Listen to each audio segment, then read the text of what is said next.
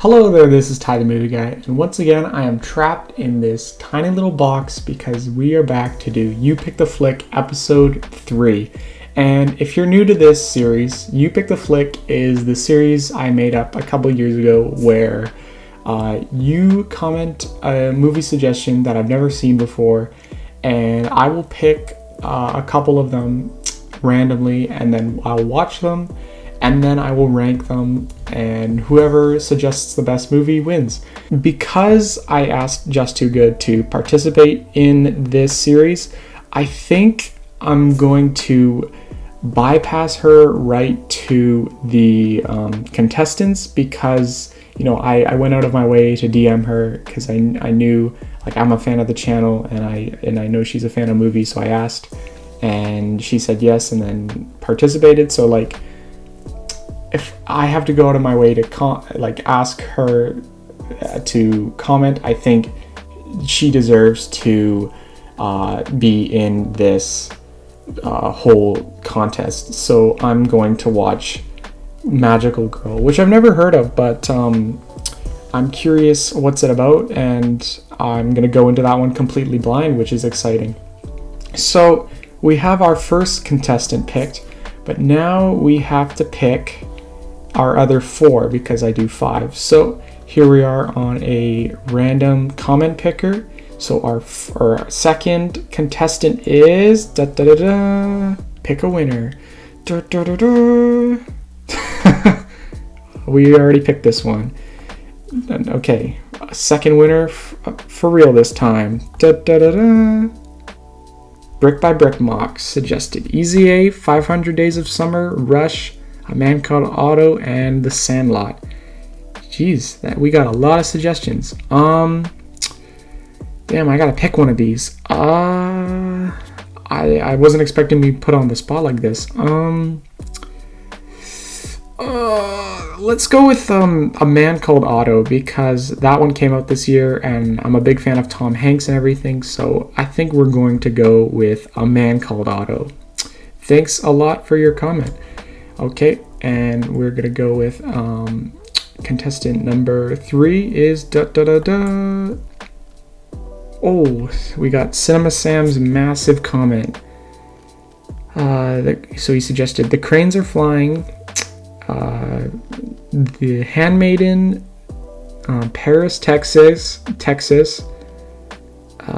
Frantic, with Harrison Ford, that sounds really good, and Battle Royale, and Highlander. Okay, so he did a ton of suggestions, but I think I'm gonna have to go with Handmaiden because Handmaiden is the movie that me and him were texting about, and I said, hey, you should comment this in my video, so then he did with a bunch of other ones. So I'm gonna have to go with Handmaiden because it's the same director as Oldboy, which is a movie I really like. So yeah, we are gonna go with Handmaiden. And then contestant number 4 is Oh, let's go. We got Food Fight. This one is gonna be something. I'm already like, if anyone bets on this video, I doubt you would. I don't know why you would, but if I were to bet on this video, Food Fight is definitely gonna be in last place. This movie looks really, really bad, but it should be a fun one. And I'm either gonna love or hate Potato Mean for this comment. And then our final contestant is, drum roll. Oh, here we go. Our final contestant is from Russian Batman, and he has suggested Abraham Lincoln Vampire Hunter. And that sounds really interesting. I've never heard of this one either, but that sounds like a really wacky combination, and that also sounds really fun to watch. So there you have it. Those are our 5 contestants. It's December right now, to be precise, December 6th. I'm hoping I can get this whole video done in December. That's my goal. So hopefully I can watch all 5 of these movies and then record my ranking of them and then have it all ready within December. So I will see you after watching all these movies, and farewell. Hello, we are back after roughly a week for me to watch all these movies, and now it is time to rank all of them. And as you can see on my TV back there, it's obvious what the worst movie is. It, of course, is Food Fight. And let's be honest, we all knew this was going to be the worst movie. My experience with this movie previously was the JonTron video that came out years ago, and just from that video, you can tell it's a really, really bad movie. And then so my buddy old pal Potato Meme got me to watch it, and it's exactly what you thought it would be. It's really, really bad. Like, the animation is awful, and the dialogue is like just cringy catchphrases, and it's just product placement, and nothing about it is really that good. Like, the only good thing about it is the fact that my favorite YouTuber JonTron made a video about it. That's like the one plus side. How do I turn this shit off? How do I turn this shit off?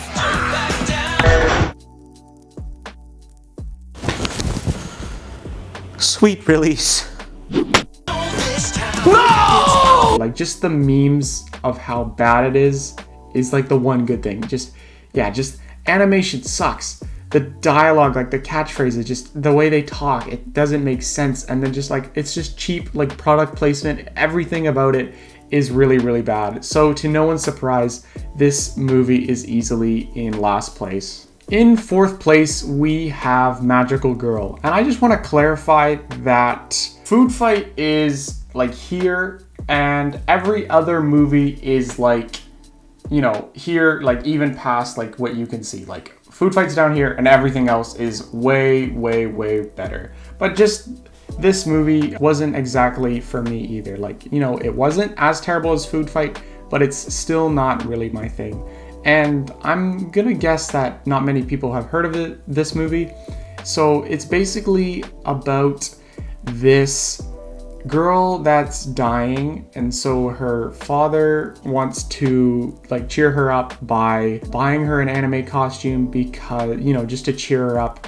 So that premise I think is pretty cool, but the way they take it into like some like kind of blackmail situation and stuff like that going through the movie, I wasn't a huge fan of. So it started off pretty good, and then it kind of just like lost me the more it kept going, and it felt a little slow to me personally. So I'm glad I watched it. Like, this might have been the first Spanish movie I've ever seen. It was interesting to watch, and I like to see different cultures and stuff like that.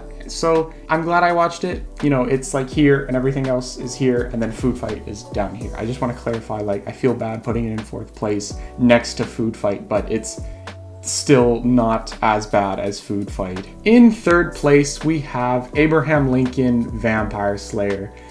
And right when I read the title, I kind of knew what I was in for. You know, it gives it away basically. It's Abraham Lincoln fighting vampires. And it sounds super cheesy, and that's because it is. But it's the type of cheese I'm into. It's super, super goofy, but it knows that it's super goofy, so it's just a fun time. I had fun watching this. There's like scenes where like someone drifts a horse carriage, and it makes you laugh, and it really won me over in that aspect. Like, you know, don't expect like Citizen Kane or like, you know, the top tier stuff like that. You know what you're getting. You're getting like cheesy action goofiness, and I got what I wanted, so I'm really happy about that.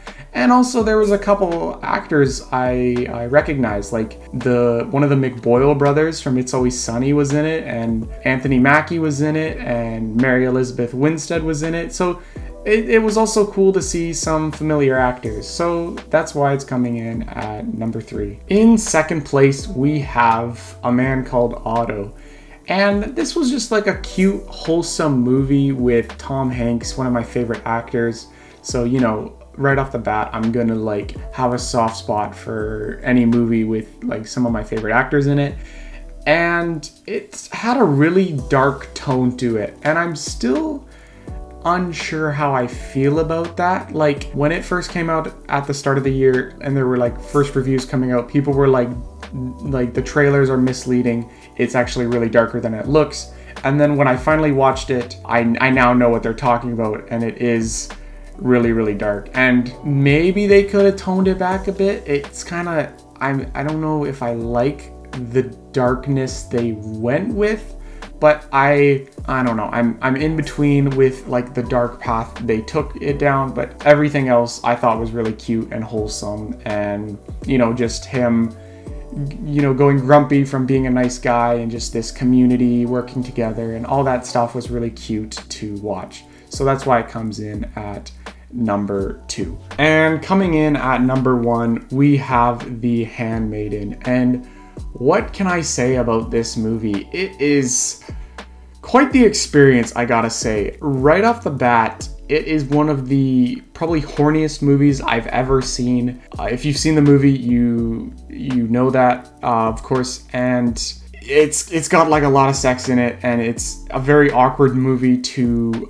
watch in like a public space, like anytime like a sex scene would come. I was worried like someone was gonna like walk in on it and whatever, and it was gonna be very awkward, but luckily that never happened. So if you're planning on watching this, be prepared for lots and lots of sex, and if you are a child, then don't watch it, of course, and just wait till you're older. But yeah, it's very, very horny, and it's also very, very good. It's hard to explain, but it's basically about like a handmaiden who isn't just like a handmaiden. She's got like other motives, and there's like a bunch of twists and turns and like different alliances. Like these two people work together, and then there's a double cross, and then these two people work together, and then these two people work together, and it just keeps happening over and over and over again, and it like keeps getting deeper and deeper. And then there's these flashbacks that explain stuff, like it goes back into the movie and then like explains different point of views and what actually happened and stuff like that. So it's just, it was a really good movie in that way, and it like kind of just like further explored certain scenes, certain sex scenes too, and it just makes you go like, oh. And then like I love movies where they just like it gets confusing, and then like everything falls into place and stuff like that. So yeah, it's a really solid movie, especially because it's by, I'm not sure the director's name. I don't want to try to butcher it. I know it's Park something. He's the same guy who did Old Boy, which is a movie I'm a big fan of. And this movie is really good too, of course, but I don't think I like it as much as most people online. It looks like lots of people on Letterboxd like rate it really high, and I was a bit under what the average rating is. And I think part of that is I watched the extended cut, and I read online that the extended cut is considered to be worse because they reveal plot points earlier in the film than when you're supposed to actually find out, which is something I've never really heard of. Like usually when you get like a director's cut or an extended edition, it's like added scenes, but they're like not really that important. But for this one, it like adds a scene where you realize something way sooner than you're supposed to. So I found that really interesting, but also it kind of sucked because I didn't get the full experience that most people got and most people really love of the movie. So that's the one downside. I'm definitely going to watch the theatrical cut, in a couple years or whatever, and see what all the hype is about, see if it's really way better than the cut I saw. Those are all the movies that I watched. I want to thank everyone who commented. Thanks to you guys, I get to make this series. I really like doing this series because I love just watching movies that I would never really consider to watch otherwise, and then sometimes I come across a hidden gem. So thank you guys for commenting, and I want you to keep on commenting, especially in this video. Please comment a movie down below that you think I'd like. Try to do like a niche-ish movie because I've seen a lot of stuff, so try to do something you think I haven't seen already, because I have to pick movies I haven't seen. Comment your movie down below for the next episode, and farewell.